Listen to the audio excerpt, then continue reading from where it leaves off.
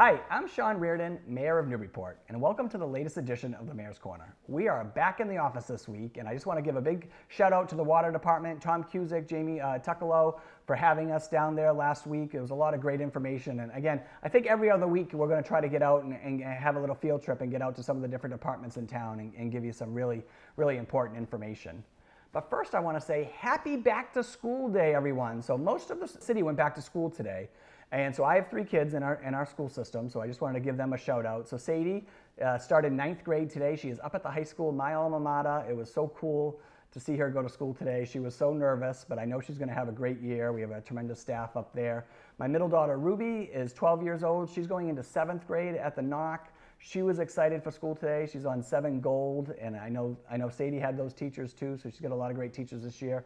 And then my son, Oliver, is starting 5th grade, and he's 10 years old. So there was just a lot of excitement in my house this morning, and again, my kids were truly happy to go back to school.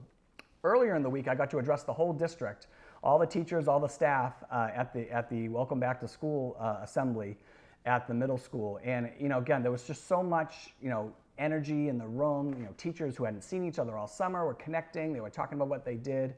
I'm lucky I have so many teachers as friends too, so I get to see what they're up to all summer. But everyone was just really excited to be back. And I think, if you think about where we were last year at this time, COVID was still kind of hanging over our heads. We still had masks that were being worn in school. So I think the teachers were just excited to start the year off fresh and, hopefully get back to a little bit of normalcy that's been missing these last few years. So I just want to wish all of our students and all of our parents and all of our teachers a wonderful school year here in Newburyport. Let's talk about mandatory water restrictions a little bit. So last Friday, I instituted a mandatory water restriction across the city, right? And so let me just tell you what that is first. So you're only allowed to water things outside, right? So this could be your pool, this could be vegetation. We're only doing between 6 a.m. and 9 a.m. in the morning, and then 6 p.m. and 9 p.m. at night. Okay, and now for people who live in odd number of houses, you're supposed to do it on odd days, right? So today's the 31st, this is an odd day. If you live on an odd house, I live in Lois Street, number 5. I could water tonight or in the morning. If you're on an even number house, it's the even number days, okay? We try to make it as simple as possible.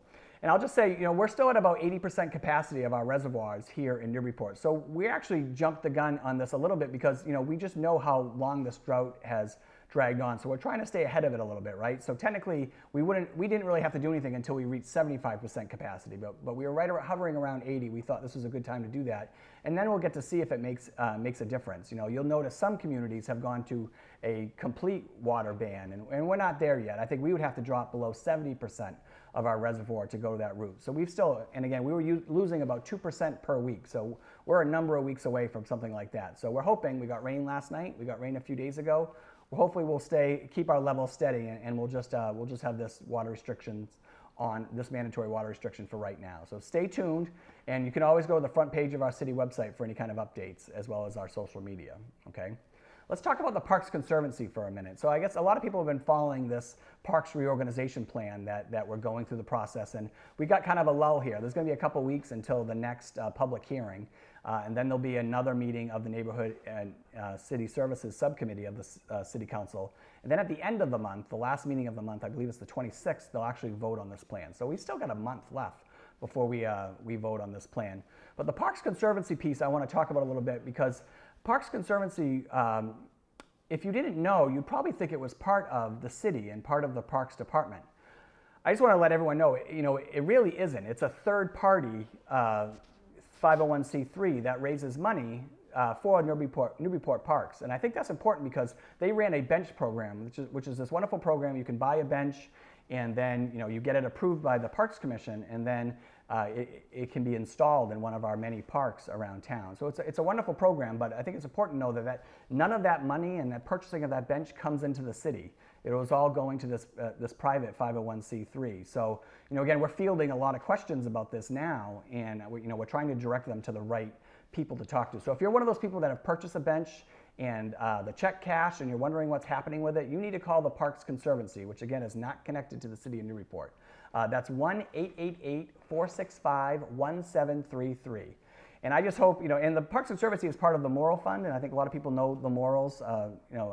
Gaydon Morrill was a former mayor here in Newburyport, and his foundation has given lots of money to our parks over the years, and this Conservancy was set up as part of that.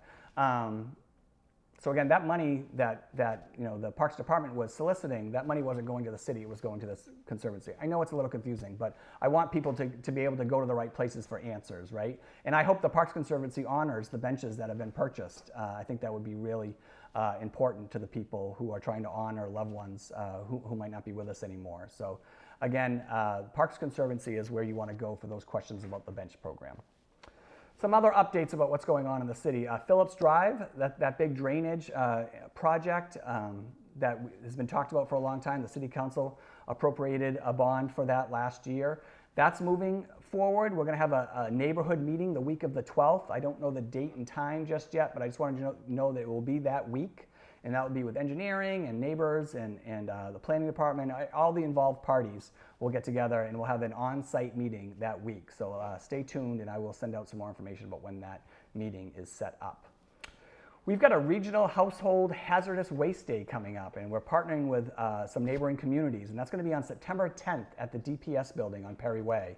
Okay, so check out the website. If you've been holding on to some things and you're waiting for that day to get rid of them, September 10th is going to be that day. So check out the sustainability, recycling, and energy website for that on our city website. I want to give a huge shout out to Newburyport Youth Services, who just finished their summer programming, right? They were working right up until the first day of school here. And we had over 2,000 kids participate this year, which is just crazy. In a very hot summer, right? I mean, a lot of their programs during the summer take place outside. So kudos to Andy Egmont, her staff, who just showed up every day, no matter how hot it was, and kept our kids entertained and busy and outdoors, and just, again, they run so many great programs. So I just want to say hats off to them for a great summer season. So now we're planning for the fall, right? So we're trying to maximize space in the city that they can use, because we're still like in limbo, right? Brown School had to be shut down last year. We're still working through the process of looking at 59 Low Street as the next home of NYS. So that interim period here, for the fall and the winter, we're looking at some options for some programming space. So stay tuned for that. NYS is putting together their offerings right now, and that catalog should be coming out fairly soon. All right, so I'll keep you posted on that. The fire department has gone through some changes. So there's a couple things going on at the fire department. First, I want to say that we have named Steve Bradbury as acting fire chief. We have named Barry Salt as acting deputy. And then we have also bumped up Jason Lowry, someone I grew up with a few years behind me in school, to acting lieutenant, okay? So we have our current fire chief is out on leave right now, so we've elevated these positions, and I know all three of these gentlemen are going to do a wonderful job for our fire department. And then just a quick update on the Cutter Station 2 project that also has money been appropriated for it. We're still going through that design phase. Jordy Vining's doing a great job as project manager. We're having weekly meetings with the architects, with the fire department on this building and this project. And so we're still hoping for a spring groundbreaking, but again, we'll keep having those meetings and keep updating you on the progress of that project too. But we're really excited about that. That Station 2 project has been talked about a really long time, way back, we're talking over a decade. So it's nice to see that project finally coming to a place that we can start. So I'm looking forward to that. And then if you have a dog here in town, and I have a dog here in town, my dog Josie, Chocolate Lab, lover, you might be hearing from the health department real soon. So our health department, under the guidance of Laura Vlasic, our new health director, has undertaken this project, and it hadn't been done in over 10 years. So they're looking at the rabies shots information, licensing, and they're cross-referencing all those things, because we want to get everyone updated as far as being, having your paperwork and having all your dogs licensed.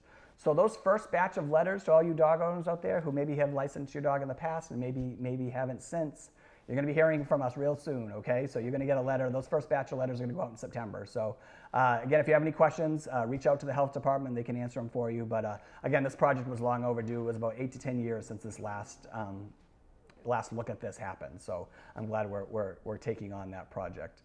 And finally, just for my Plum Island residents, I want to say I still got a bunch of things going on with Plum Island. We're looking at life rings for access points. We're looking at better signage, again, especially if there was ever an emergency at the beach. So we're working on signage at the access points that makes it clear for people to know where they are and how to report back to people. But the one big project that we've been talking about for most of the year is the dredge, right?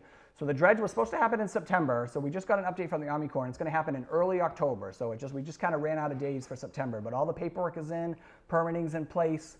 We are set to go in October, so we'll be reaching out to all the residents, and we'll certainly go through our Ward 1 Councilor Sharif Zeed about further information about when exactly that's going to start, but we're looking at the very beginning of October for that very important project. And I think a lot of people know too, we're, doing the dredge, which I think is about 250,000 cubic yards of sand that we're going to put on at Reservation Terrace. The second piece of that is that we have to immediately, start leveraging our state and federal legislators for the Army Corps to start the process of looking at the jetty itself, so this just doesn't happen again, right? Because if we don't do anything, all that sand that we're going to dump there is just going to go away again. So a big piece of this is, Senator Markey and Senator Warren were able to identify $250,000 for Newburyport to use for this Army Corps study on the jetty. So the minute we get the sand on there, then we're going to start working with the Army Corps on this next piece. And it's nice is that they're going to be able to use a lot of the information from a DCR study that was done a few years ago. So we're in a great spot on Plum Island. So I'll keep you updated, but I'm excited for that dredge project to begin. And I think that's my Mayor's Corner this week. So I just want to mention real quick, I know this is a little bit shorter this week, but we have a lot of great things going on in the city, right? Oh, actually, one thing I forgot to mention is early voting is going on right now, okay? So I actually voted already. I voted Saturday. Saturday was the first day for early voting at the Senior Center. We have voting all week this week. And so again, you'll see this on Thursday. You'll still have an opportunity to vote, I believe, Thursday and Friday for early voting if you don't want to go out on the day after Labor Day, September 6th, and that's the primary, right? So this is early voting for the primary. I encourage everyone to vote. A lot of great candidates out there. So again, it's super easy. Hats off to Richard Jones, our city clerk, and his staff for doing a great job with our elections each and every time. So check out the schedule for early voting if you'd like. But some special news, I'm actually off to Ohio after today, all right? And so many of you know I went to Ohio State. So I try to go back each year for a football game. And this year is special because I'm taking my son Oliver, who has never been to Ohio State before, never seen a game. Obviously, he sees how passionate I am about my Buckeye fandom. But this is going to be a really special trip, and I'm taking my dad and my brother. So we're hopping in the car, we're driving out to Ohio, we're staying with my Uncle Bob, who lives really close to campus, and we're going to see Ohio State play Notre Dame. This is the second-ranked Buckeyes versus the fifth-ranked Notre Dame Fighting Irish. And so growing up, this was a big Notre Dame area, right? My grandfather was a huge Notre Dame fan, just, obviously proud Catholic, fire chief, huge Notre Dame fan.